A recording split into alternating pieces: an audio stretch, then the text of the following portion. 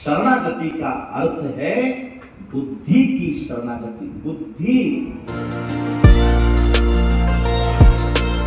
शरणागति का अर्थ क्या है? ना दंडवत प्रणाम करके गुरु जी के चरण को स्पर्श करना, इसी को शरणागति कहते हैं। गुरु जी को दक्षिणा देना, गुरु जी को भोग प्रसाद पवाना, नहीं नहीं नहीं। शरणागति का अर्थ है बुद्धि की शरणागति। बुद्धि, ध्यान दो, बहुत इंपोर्टेंट टॉपिक है।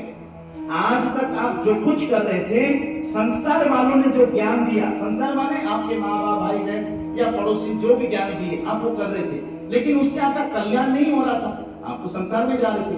अब जो गुरु ज्ञान दिया, बस वो जो ज्ञान दिया उसको बुद्धि में भरो, वो जो कहता है वो करो, बुद्धि की सरेंडर। संसार में आप बीमार हैं, डॉक्टर के पास गए, डॉक्टर ने कहा बेटा मुझे टाइफाइड हो गया, क्या करूं डॉक्टर साहब? सुन, ये ले शीशी, इससे दो बूंद सुबह शाम दोपहर को पी लेना। जी डॉक्टर साहब। आप क्या करते हैं?